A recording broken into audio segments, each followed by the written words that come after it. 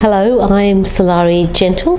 I'm a crime writer mainly. I'm the author of the Rowland Sinclair series, a series of mysteries set in the 1930s in Australia with the debonair hero as Rowland Sinclair, an amateur artist come equally or more amateur detective. The Rowland Sinclair series takes Rowland and his entourage of louche poets and sculptors through the 1930s and all the political turmoil that occurred in that particular period. It was a time when the communists were on the rise and the establishment was gathering in secret armies to oppose them. It was a time that contained all the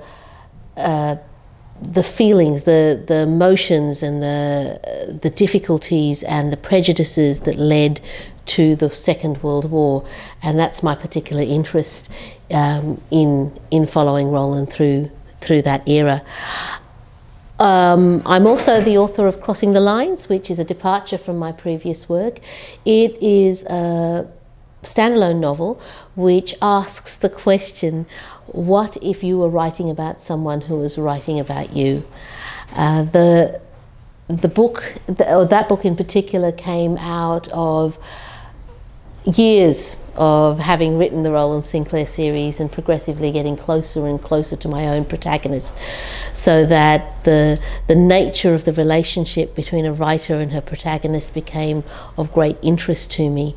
I was looking particularly at that line between reality and imagination and trying to play with notions of what happens when you cross it. I've been a writer now for about 7 or 8 years, and in that time I think I've published about 11 books.